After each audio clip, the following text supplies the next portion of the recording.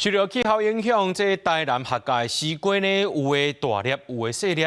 本地最近就要采收啊，不过今年因为天候无稳定，地区这产期前着。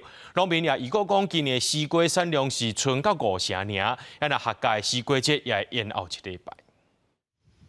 踮客家西瓜园伫北漳溪土质带咸粉种出来的红肉大西瓜，把水甜度阁悬，逐档拢真抢市。不过农民讲，今年歹年冬，西瓜丛所生的果，有的大粒，有的细粒，甚至阁出现烂果。主要因为天气一日寒，一日热，阁加上雨水多，地区影响开花授粉参果粒的成长。树了剩1颗2颗，每株树到剩1颗啊，小的就下次再采。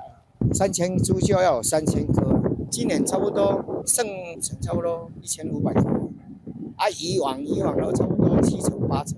照理讲，西瓜伫年初种落，4月准备通采收。不过今年煞延2礼拜左右。大盘讲，虽然市面上也有西瓜，数量无像英国遐尔济。不过今年果肉品质好，消费者食了会掉喙。目前批发价一台斤25至30块，比去年加1倍。大盘有可能伫咧20块、22块左右啊。园底暂时无落价，因为产量低，无够量行了外销都外销。OK， 安尼个影响到人来买这个意愿。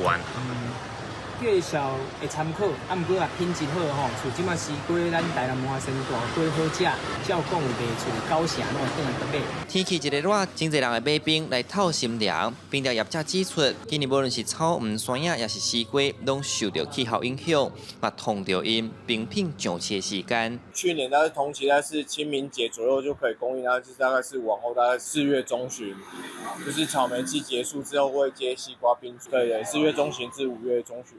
初的时候就会推出西瓜冰这样子。因为气候异常，高算西瓜产量剩5成，烧卖价少嘛加减影响到农民烦恼收成少，无靠本，大头嘛烦恼价少起过头，消费者会唔加买。记者苏台南采访报道。